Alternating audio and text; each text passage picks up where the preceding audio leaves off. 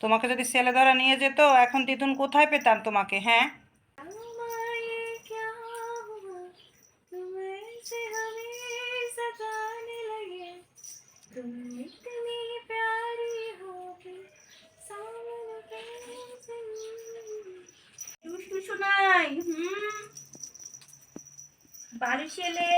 এই যে দেখো দেখো দেখো,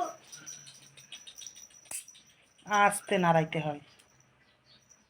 ধরো। তুমি কি খুব ম্যাচিউর হয়ে গিয়েছো? তুমি ধরছো না কেন? ধরো।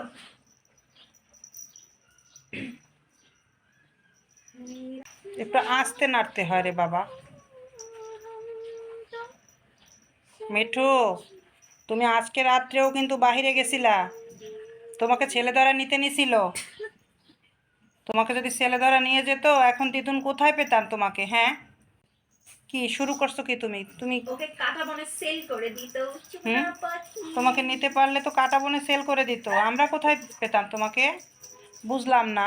হ্যাঁ, আমরা ওকে আবার কাটা বন থেকে পারচেজ করে নিত। আমরা কি জানতাম যে ওই দোকানে পাওয়া যায় একটা মিঠাই? আমাদের মিঠাই চমচম মানুষ বিক্রি করে নিয়ে যাবে, এটা কেমন কথা? এই এই সর্বনাশ। মিঠু, তুমি কি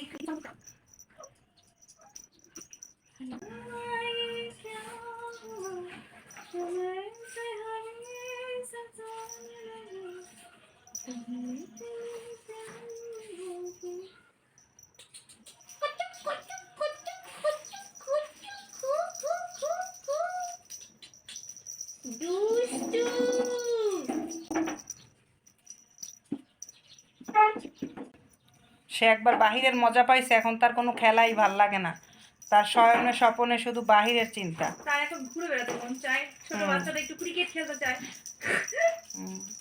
দেখছো আজকে এই খেলা তার ভাল লাগতেছে না। তোমার কইতে লাগছে না, সে বয়সের সাথে একটু ম্যাচিউর হয়েছে, তার এখন ক্রিকেট খেলতে মন চায়। সে আর এইসব পালক টালকের লড়াচড়া তাকে মুসলমানি করাই আমাদের কি লাভ হয়েছে? হ্যাঁ, এই তুমি মুসলমান হয়ে কি লাভ হয়েছে? বুঝলাম না। তোমার ভিতরে মনে হয় লিচু এক পিস রয়ে গেছে।